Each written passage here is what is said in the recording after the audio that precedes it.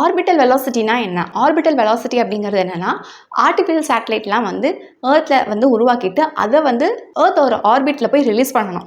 So அப்படி release பண்ணும்போது அந்த சேட்டலைட்டுக்கு ஒரு ஹரிசாண்டல் வெலாசிட்டியை வந்து இம்பேக்ட் பண்ணுவாங்க. தட் மீன்ஸ் இப்போ ஏர்த் வந்து இங்கே இருக்குது அப்படின்னா ஏர்த்துக்கு மேலே ஒரு டிசைட் ஹைட்டுக்கு அந்த சேட்டலைட்டை ஃபஸ்ட்டு எடுத்துகிட்டு போய் அதுக்கப்புறமா அந்த ஹைட்லேருந்து அந்த சேட்டலைட்டுக்கு ஒரு ஹரிசாண்டல் வெலாசிட்டியை வந்து இம்பேக்ட் பண்ணி விட்டுருவாங்க. ஸோ அப்படி பண்ணும்போது அந்த சேட்டலைட் அப்படிங்கிறது இந்த பிளானட் ஏர்த்தை சுற்றி ஒரு சர்க்குலர் ஆர்பிட்டில் வந்து மூவ் பண்ண ஆரம்பிக்கும்.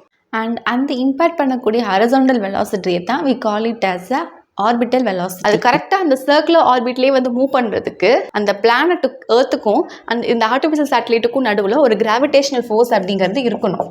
அண்ட் ஆல்சோ சென்ட்ரிபிட்டல் ஃபோர்ஸ் அப்படின்னு ஒன்று தேவைப்படுது. சென்ட்ரிபிட்டல் ஃபோர்ஸ் அப்படிங்கிறது என்னென்னா சென்டர் ஸ்டிக்கிங் ஃபோர்ஸ்.